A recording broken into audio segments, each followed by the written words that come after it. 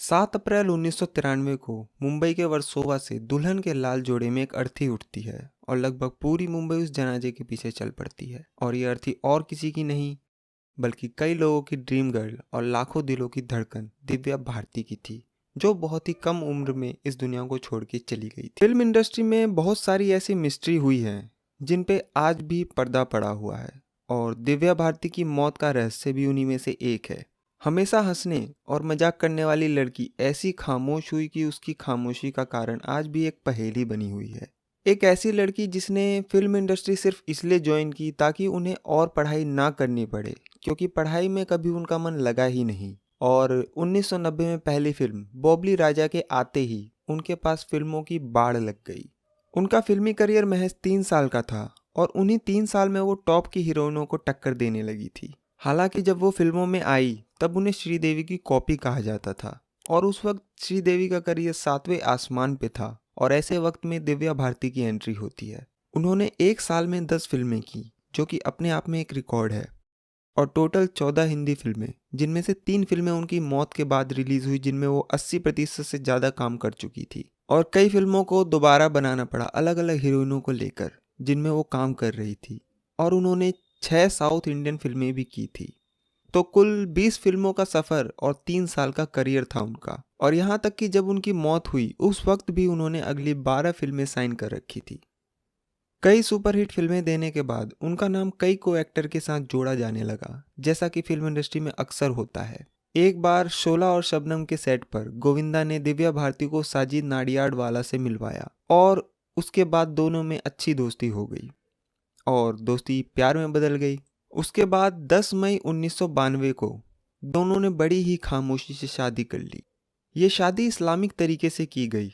काजी ने निकाह पढ़वाया और दिव्या भारती ने इस्लाम कबूला, और दिव्या भारती का नाम अब सना नाडियाडवाला हो गया था। मगर इस शादी को छुपा के रखा गया, क्योंकि उस वक्त दिव्या भारती का करियर बुलंदी पे था और उन्हें डर था कि अगर ये बात सबको पता चली तो कहीं प्रोड्यूसर अपना हाथ न खींच ले। क्योंकि पहले अक्सर ये होता था कि शादी के बाद फैन फॉलोइंग उस तरीके की नहीं होती थी जो शादी से पहले हुआ करती थी। तो उसके बाद ये तय हुआ कि ये बात बाद में दुनिया को बता दी जाएगी। कहते हैं कि दिव्या भारती अपनी शादी की बात को कभी छुपाना नहीं चाहती थी, पर साजिद नाडियाडवाला के जोर देने पर वो तैयार हो गई। उसके बाद साजिद नाडियाडवाला ने दिव्या भारती को एक फ्लैट लेकर दिया, जो कि मुंबई के वर्सोवा इलाके में था। वहाँ दिव्या भारती अकेली रहा करती थी और कभी कभी उनके भाई कुणाल भारती वहाँ आया करते थे। ये फ्लैट जो साजिद नाडियाडवाला ने लेकर दिया था वो ना तो दिव्या भारती के नाम पर था और ना ही साजिद नाडियाडवाला के नाम पर, बल्कि किसी और शख्स के नाम पर ही था। ये सब चीज़ें बाद में सामने आई। तो जिस बिल्डिंग में ये फ्लैट था उसका नाम था तुलसी अपार्टमेंट, और तुलसी अपार्टमेंट की 5वीं मंजिल पे एक 3 बेडरूम का फ्लैट था जिसमें अब दिव्या भारती रहा करती थी। उस दौरान हैदराबाद में उनकी एक मूवी की शूटिंग चल रही थी, और उस दिन की शूटिंग कंप्लीट करके 5 अप्रैल 1993 को दोपहर बाद दिव्या भारती हैदराबाद से मुंबई पहुंचती है। उस शूटिंग के दौरान उनके पैर की उंगली में चोट आ गई थी, तो बाकायदा उन्होंने उस पर बैंडेड वगैरह भी कर रखा था। अब इतनी कामयाबी हासिल करने के बाद उनके पास पैसों की भी कोई कमी नहीं थी, तो उन्होंने उसी दिन जिस दिन वो मुंबई आई एक 4 बेडरूम का फ्लैट डील किया, और वो बहुत खुश थी इस बात से कि मुंबई जैसे बड़े शहर में अपना एक घर होगा। ये सारी चीज़ें उनकी मौत की इन्वेस्टिगेशन के वक्त सामने आई। उस दिन उन्होंने अपने भाई कुणाल भारती को भी अपने घर बुलाकर इस नए फ्लैट की बात को बताया, और वो बेहद खुश थी। नए फ्लैट की बात उन्होंने अपने माँ बाप को भी बताया और कहा कि अब सब साथ में एक ही घर में रहेंगे। ये सारी बातें 5 अप्रैल की है, और अगले दिन 6 अप्रैल को उन्हें किसी शूटिंग के सिलसिले में कहीं बाहर जाना था। लेकिन पैर में चोट और फ्लैट लेने की खुशी, तो वो चाहती थी कि शूटिंग एक दिन पोस्टपोन कर दें, और इसके लिए उन्होंने प्रोड्यूसर से बात भी की थी और वो शायद मान गए थे।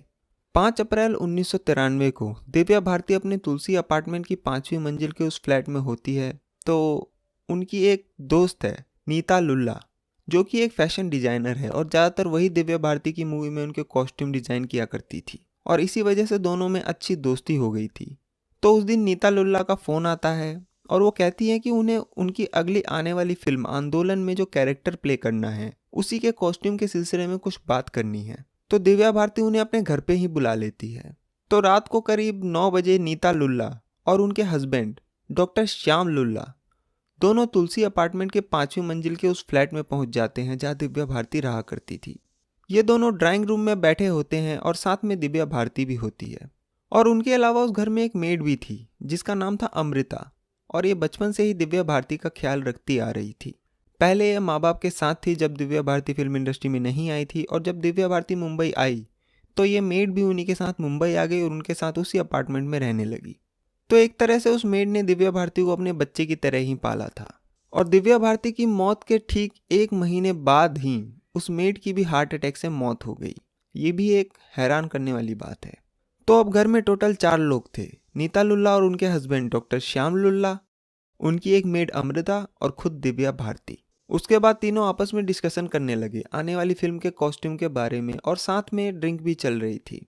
टेबल पे एक ब्लैक लेबल की बोतल थी और एक मॉरिशियन ब्रांड की रम थी। दिव्या भारती रम पी रही थी और दोनों हस्बैंड वाइफ ब्लैक लेबल की स्कॉच पी रहे थे। और मेड किचन में स्नैक्स बना रही थी और खाना पीना और बातचीत साथ में चल रहा था। तो उस वक्त तुलसी अपार्टमेंट की 5वीं मंजिल के उस घर में टोटल 4 लोग थे। 3 लोग ड्राइंग रूम में बैठकर ड्रिंक कर रहे थे और एक किचन में स्नैक्स बना रही थी। बीच बीच में दिव्या भारती अपनी मेड को आवाज़ लगाती और स्नैक्स मंगाती, और ऐसा करते करते रात के करीब 11 बज गए। और तब तक उन लोगों ने बहुत ज़्यादा ड्रिंक कर ली थी, स्पेशली दिव्या भारती ने। उसके बाद दिव्या भारती किचन में जाती है, और उस पूरे तुलसी अपार्टमेंट में किचन के पास ही एक विंडो थी जिसमें कि लोहे का ग्रिल नहीं लगा हुआ था। हालांकि मुंबई में जितने भी अपार्टमेंट होते हैं सभी में लोहे के ग्रिल और शीशे लगे होते हैं सेफ्टी के लिए, पर उस तुलसी अपार्टमेंट के किचन के विंडो में लोहे का ग्रिल नहीं था। तो जब वो उस किचन में किसी काम से जाती है, और वो जो खिड़की की दीवार थी वो 12 इंच चौड़ी थी, जैसा कि बयान और इन्वेस्टिगेशन में सामने आया, तो वो नशे की हालत में उस खिड़की की दीवार पर पीठ बाहर की तरफ करके और चेहरा अंदर की तरफ करके बैठती है, और इसी चक्कर में उनका बैलेंस बिगड़ता है और वो 5वीं मंजिल से सीधे नीचे गिरती है। और जहां वो गिरी वो पार्किंग की जगह थी, और हमेशा कोई ना कोई गाड़ी वहां जरूर पार्क होती थी। मतलब कि अगर कोई भी चीज़ उस विंडो से नीचे गिरे तो सीधा जाकर उस गाड़ी पे गिरेगी। मगर 5 अप्रैल 1993 की रात लगभग 11 बजे उस तुलसी अपार्टमेंट के पार्किंग स्लॉट में एक भी गाड़ी खड़ी नहीं थी। हालांकि ज़्यादातर लोग अपनी गाड़ी से अगर काम पर जाते हैं तो उस वक्त तक वापस आकर अपनी गाड़ी पार्किंग में लगा देते हैं, मगर उस रात पूरे पार्किंग स्लॉट में एक भी गाड़ी नहीं थी, और फर्श कंक्रीट का। तो दिव्या भारती उस किचन की विंडो से सीधे अपने पीठ के बल नीचे फर्श पे गिरती है। उनकी पीठ और सर में बहुत चोट आती है। जैसे ही वो उधर गिरती है, इधर मेड अमृता चीखती है। इस पूरे हादसे को होने में महज 3 मिनट का वक्त लगा था। मतलब कि जब वो ड्राइंग रूम से उठकर किचन में जाती है, उसके बाद उस विंडो के 12 इंच की दीवार पर बैठती हैं और फिर नीचे गिरती है, इस पूरे वाकया को होने में टोटल 3 मिनट का वक्त लगा था। और इस दौरान दोनों मियाँ बीवी फैशन डिजाइनर नीता लुल्ला और उनके husband doctor Shyam Lulla drawing room में बैठकर टीवी देख रहे थे और उसी में खोए हुए थे। और ड्रिंक के दौरान बीच में कई बार दिव्या भारती वहां से उठकर गई, मगर फिर वापस आ गई। लेकिन इस बार जब वो जाती है तो नीचे गिर जाती है। और अब इसे इत्तेफाक कहें, साजिश कहें या हैरान कर देने वाली चीज कहें कि उस दिन वहां एक भी गाड़ी पार्क नहीं थी। मेड के चीखने के बाद ये सारे लोग नीचे पहुंचते हैं और उसके बाद आसपास के पड़ोसी भी वहां पहुंच जाते हैं। उसके बाद दिव्या भारती को वहीं एक पास के कूपर हॉस्पिटल में ले जाया जाता है, और तब तक दिव्या भारती की सांसें चल रही थी, पर वो बुरी तरह लहूलुहान थी। पर जब वो हॉस्पिटल पहुंचती है और डॉक्टर चेक करते हैं तो पता चलता है कि उनकी मौत हो चुकी है। मतलब वो ऊपर से गिरने के बाद तो जिंदा थी, पर जब हॉस्पिटल पहुंची तो उनकी मौत हो चुकी थी और डॉक्टर ने उन्हें ब्रॉड डेड डिक्लेयर कर दिया था।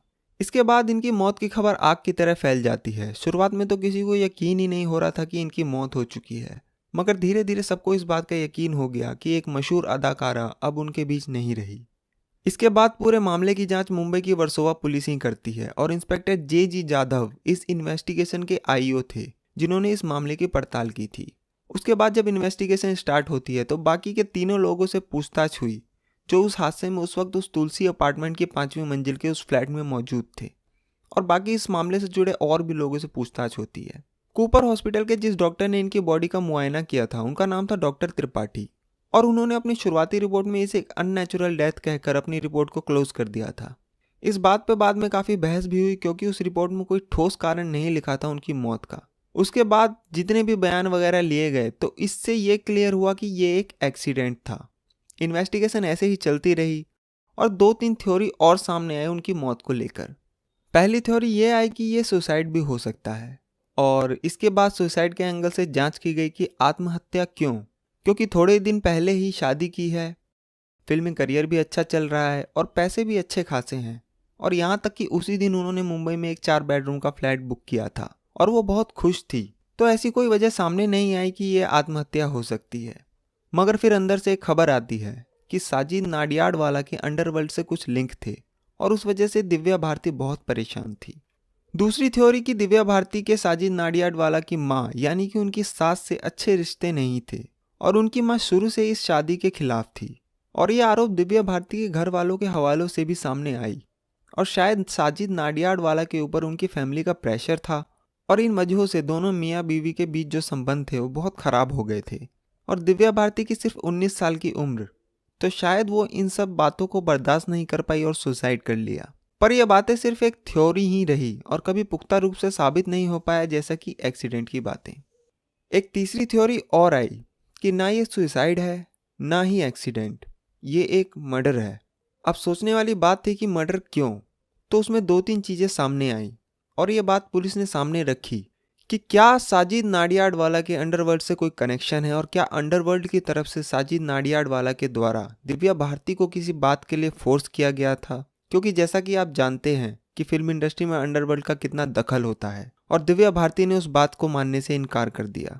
क्या साजिद नाडियाडवाला पे जो फैमिली प्रेशर था इस रिश्ते को लेकर उसका कोई असर पड़ा? अपनी फिल्मों की शूटिंग के दौरान क्या दिव्या भारती के किसी और हीरो के साथ कोई अफेयर की बात आई और साजिद को ये बात पसंद नहीं आई? तो इन सभी पहलुओं को सामने रखकर पुलिस ने अपनी जांच की और काफी समय तक साजिद नाडियाडवाला शक के घेरे में रहे।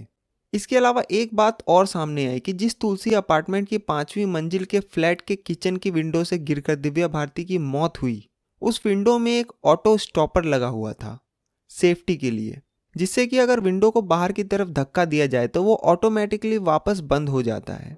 तो जब पुलिस ने जांच की और सभी के बयान दर्ज किए तो दिव्या भारती की मेड अमृता ने यह बताया कि हाँ, इस विंडो में भी वो ऑटो स्टॉपर लगा हुआ था, लेकिन उस दिन ये ऑटो स्टॉपर गायब था। अब ये इत्तेफाक था या कोई साजिश, ये कभी साबित नहीं हुआ। तो कुल मिलाकर पुलिस ने एक्सीडेंट, सुसाइड और मर्डर तीनों पहलुओं से इस केस की जांच की, पर कभी कुछ पुख्ता रूप से साबित नहीं हो पाया। 5 अप्रैल को यह हादसा होता है और 7 अप्रैल को दिव्या भारती की बॉडी उनके घर वालों को सौंपी जाती है। उसके बाद उनका अंतिम संस्कार किया जाता है। 1993 से लेकर 1998 तक पुलिस इस केस की जांच करती है, जिसमें सैकड़ों लोगों से बात की जाती है, कई को एक्टर से पूछताछ की जाती है, जिसने पोस्टमार्टम किया था उससे भी बातचीत की जाती है, और उसमें भी उनकी बॉडी में अल्कोहल की मात्रा बहुत ज़्यादा पाई जाती है। तो बेहद नशे की हालत में दिव्या भारती उस विंडो से गिरी या गिराई गई, इसे कभी साबित नहीं किया जा सका और कोई विटनेस भी इस बात का कभी सामने नहीं आया। तो कुल मिलाकर सारी इन्वेस्टिगेशन और रिपोर्ट देखने के बाद पुलिस ने अपनी आखिरी रिपोर्ट में कहा कि दिव्या भारती की मौत एक एक्सीडेंटल मौत थी। बेहद नशे की हालत में ऊंचाई से गिरने की वजह से उनकी मौत हुई। उस विंडो पर बैठते वक्त वो अपना बैलेंस नहीं बना सकी और नीचे गिर गई और उनकी मौत हो गई। ऐसा कहकर पुलिस ने दिव्या भारती की मौत के 5 साल बाद इस केस को बंद कर दिया और आज भी इसका स्टेटस यही है। आज भी ये एक रहस्य है कि दिव्या भारती की मौत का असली कारण क्या था, और आज भी ये सवाल उठते हैं कि उनकी मौत एक हादसा था या सुसाइड या फिर मर्डर। आज भी इसका जवाब किसी के पास नहीं है। उस घर में जो 3 लोग थे, एक वो मेड जिसकी ठीक 1 महीने बाद हार्ट अटैक से मौत हो गई, और दोनों हस्बैंड वाइफ नीता लुल्ला और डॉक्टर श्याम लुल्ला का कहना था कि क्योंकि वो उस वक्त ड्राइंग रूम में बैठकर टीवी देख रहे थे और ड्रिंक कर रहे थे और उसी में बिजी थे, तो उस आखिरी 3 मिनट में क्या हुआ ये उन्हें भी नहीं मालूम। इसके अलावा कई बार अलग अलग वक्त में कई बातें आती रही उनकी मौत को लेकर, पर कभी साबित नहीं हो पाया। पुलिस की आखिरी रिपोर्ट आने के बाद भी कई लोग आज भी यकीन नहीं करते कि दिव्या भारती की मौत एक हादसा थी।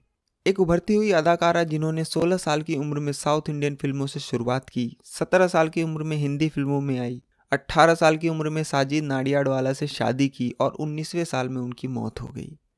ये एक बड़ा ही अफसोसनाक अंत था।